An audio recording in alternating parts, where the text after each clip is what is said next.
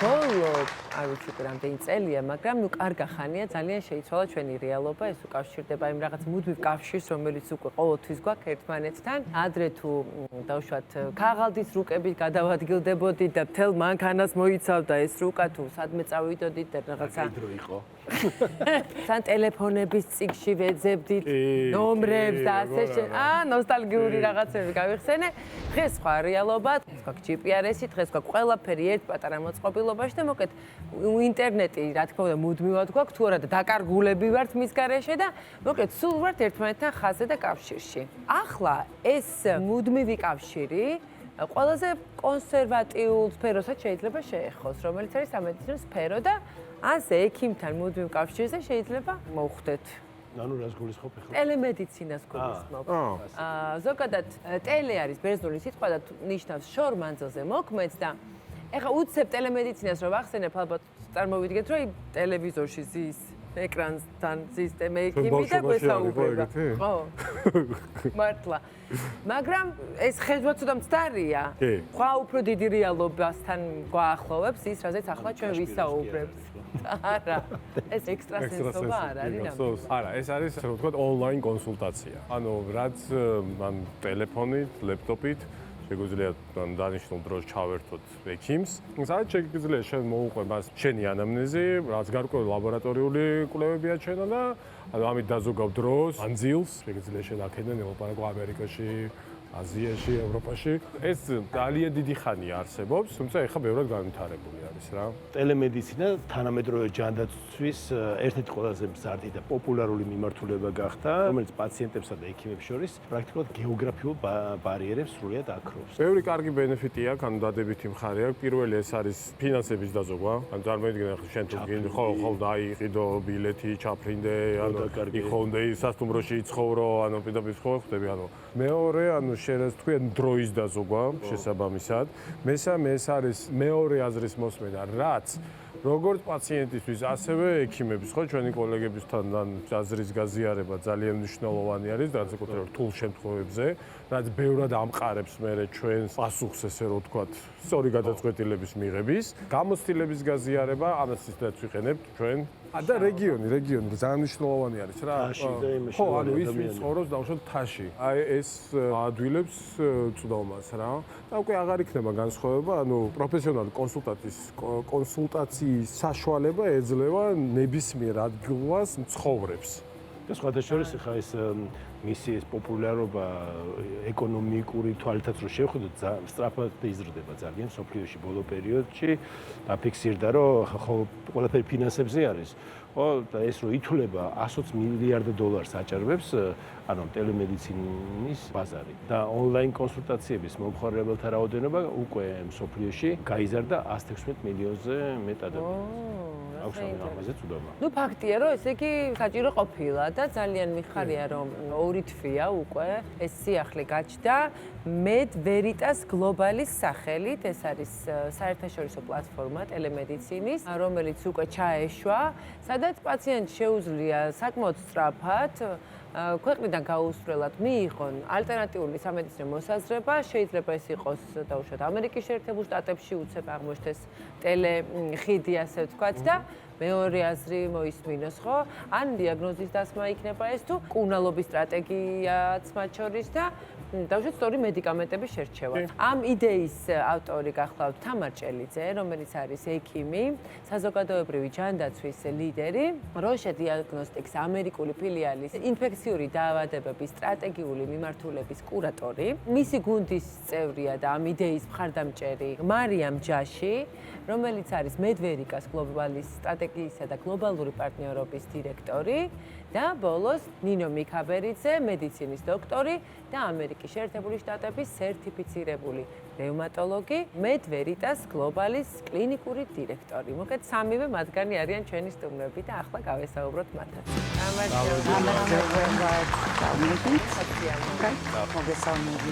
პირველში წყალს შემოგთავაზებთ. ანენტის ახლა უკვე გაზირებულ ნატურალურ მინერალურ წყალს ვთავაზობთ 0% ბრომატით. თამარ, თქვენი დავიწყოთ, რადგანაც იდეის ავტორი თავად ბრძანდებით. პირველ რიგში გითხარით, რატომ ჩათვალეთ, რომ იდგა საჭიროება დაუშვათ ასეთგვარი გამოცდილების და აი ამ უკვე ორმა თვემ რა გაჩვენათ?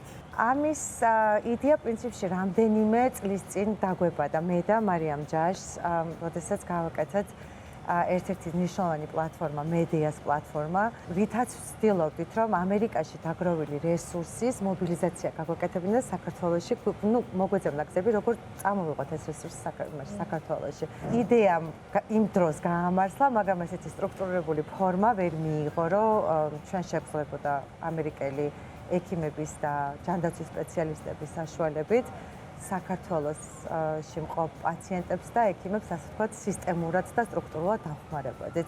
აი გამოცდილებამ გვიჩვენა, რომ ეს არის საჭიროება და ჩვენ ამის გაკეთება შეგვიძლია და დავიწყეთ ამაზე მზადება და დაახლოებით 2 წელია ამ პროექტზე ვმუშაობთ და უკვე 1 თვეა პრინციპში რაც გავიხსენით როგორც ოფისი და თითქმის 2 თვეა რაც ასე ვთქვათ საქართველოში შემოვედით. რა ხდება ამ ბოლო 2 თვის განმავლობაში? მაინტერესებს აი რამდენად უკვე ხელმისაწვდომია და თუ არის, დავუშვათ სურვილები, რომ უკვე ეს შესაძლებლობა გამოიყენონ. საკმაოდ რაოდენობით პაციენტებიც უკვე მივიღეთ. ჩვენ პარტნიორობთ გოთუას სამედიცინო ცენტრთან, იქ გვაქვს ოფისიც. ყავს იქ უმცროსი ექიმებიც, რომლებიც იღებენ პაციენტებს, რომ მიიღონოს ყველა ინფორმაცია და აკავშირონ ამერიკელ ექიმს და პრინციპში ძალიან კარგი გამოხმაურებას დავარქმევდი აი ასეთი მოკლე პერიოდის. ნამდვილად. თვის ჩვენიერი. მარიამთან გადავალ ახლა, რადგანაც ვიცით ყველამ, რომ ძალიან დიდი გამოცდილება გაქვთ საერთაშორისო პროექტებზე მუშაობის. მაინტერესებს თქვენ როგორ ხედავთ დაუშვათ ტელემედიცინის პერსპექტივას ზოგადად და დაუშვათ სამომავლო გეგმებში როგორ ხედავთ უკვე მის განვითარებას? რა თქმა უნდა, სიამოვნებით. დღევანდელი მოცემულობითაც ჩემი მთავარი საქმიანობა გახლავთ ბერლინში, შარიტეს კლინიკის ბაზაზე, სეფსისის გლობალური ალიანსის ხელმძღვანელი ვარ და რამდენიმე საერთაშორისო ორგანიზაციის მმართველი გუნდის წევრი, როგორც საპარლამენტო კავშირის ჯანდაცვაში, ასევე მედიკოს ქალთა საერთაშორისო ასოციაციის. და როდესაც დამიკავშირდნენ უკვე რომ მზად იყო პროექტი დასაწყებად, რა თქმა უნდა, სიამოვნებით შეუერთდი, რადგან მედვერიtas გლობალი პირველ რიგში ქართველი პაციენტებისთვის ხელმისაწვდომს გახდის ამერიკული სტანდარტის, ნამდვილად ოქროს სტანდარტად აღიარებული სამედიცინო დიაგნოსტიკის თუ სამკურნალო საშუალებების ხელმისაწვდომობას ჩვენი პაციენტებისთვის და ასევე გახდება ხიდი ქართველი და ამერიკელი ექიმებისთვის. ჩემი მთავარი როლი მედვერიტასში არის გლობალური პორტფოლიოს ხელმძღვანელობა და ჩვენი, რა თქმა უნდა, საბოლოო მიზანი არის, რომ მედვერიtas გლობალი გახდეს ნამდვილად საერთაშორისო პროექტი, უკვე მიმდინარეობს მოლაპარაკებები ცენტრალური აზიის ქვეყანასთან, ასევე აფრიკის და ახლო აღმოსავლეთის რამდენიმე წარმომადგენლობასთან ჩვენი კოლეგების ჩართულობით და ეტაპობრივად გაგაცნობთ უკვე გაფართოების გეგმებსაც. აბა პირველი კითხვა რაც მინდა რომ დაგისვათ, ანუ რა მიმართულებებზე არის საუბარი და რა პრინციპით შეირჩევა ანუ ესეთ პაციენტები? ჩვენს გუნდში გაერთიანებულია 20-ზე მეტი სხვადასხვა სპეციალობის ექიმი. იმის მიხედვით, როდესაც ჩვენ შევარჩევთ ამა თუ იმ კონკრეტული სპეციალობის ექიმს, აუცილებლად ვაქცევთ რამოდენიმე დეტალს ყურადღებას. პირველი დეტალი ეს არის მათი სერტიფიკაცია, მათი სხვადასხვა შტატის ლიცენზია და მათი აქტიურობის სტატუსი. როდესაც პაციენტი რეკავს მედვერიტას გლობალის ოფისში, განაცხადის შემოსვლიდან, სამედიცინო ინფორმაციის შეგროვებიდან 7 დღის განმავლობაში პაციენტს ენიშნება ვიზიტი კონკრეტულ ექიმთან და დგება უკვე ტელევიზიტი 7 დღის განმავლობაში. თქვენც კი წარმოგიდგენიათ, ამერიკაშიც კი პრაქტიკულად არ არსებობს, არის თვეები 2-3 და ზოგ შემთხვევაში მასზე მეტიც კონკრეტული ექიმის სანახავად. ანუ ჩვენ თავაზობთ ძალიან სწრაფ და ხარისხიან სერვისს 7 დღის განმავლობაში. და აი ამ ხნის განმავლობაში, თქვათ, აი პაციენტთან კონტაქტში ვინ შედის? პაციენტი არასოდეს არ არის მარტო, არც ერთ ეტაპზე. ზარის შემოსვლიდან ვიზიტის დასრულებამდე. მასთან ერთად არის ქართველი ექიმი, რომელიც ამასთან ერთად არის სერტიფიცირებული ამერიკული სალიცენზიო გამოცდები აქვს მათ ჩაბარებული. ისინი ბრწყინვალედ ფლობენ ინგლისურ ენას და ისინი არის პრაქტიკულად ხიდი პაციენტსა და ამერიკელ ექიმებს შორის. ამერიკელი ექიმი სანამდე შეხვდება პაციენტს, ვალდებულია, რომ პაციენტის ისტორია წინასწარ ზედმიწევნით შეისწავლოს და თუ რაიმე აკლია, აცნობს ჩვენ უმცროს ექიმს, რომ მე არ მგონია რომ ეს იყოს ისეთი წარმატებული, როგორიც მე მინდა რომ იყოს. მაგალითად, ან შეიძლება ანალიზი არის ძველი სიტყვაზე და რაღაც სიმპტომები, რომელიც უკვე პაციენტმა აღნიშნა, არ შეესაბამება აი ამ მონაცემს. ანუ მაქსიმალურად ვცდილობთ რომ ეფექტური იყოს ის 30 წუთიანი შეხვედრა. ჩვენ ასევე ვურჩევთ ყველა პაციენტს, რომ აუცილებლად გააგებინოს მის მკურნალ ექიმს ადგილზე ამ შეხვედრის შესახებ და უფრო მეტიც დაპატიჟოს კონკრეტულ შეხვედრაზე. რომ ლინკი გვაქვს ჩვენ მუშაობთ ელექტრონულ სისტემაში და ექიმი რა თქმა უნდა მისი ოფისიდან გავუსვლად, სახლიდან გავუსვლად შეუძლია რომ ჩაერთოს ამ დიალოგს.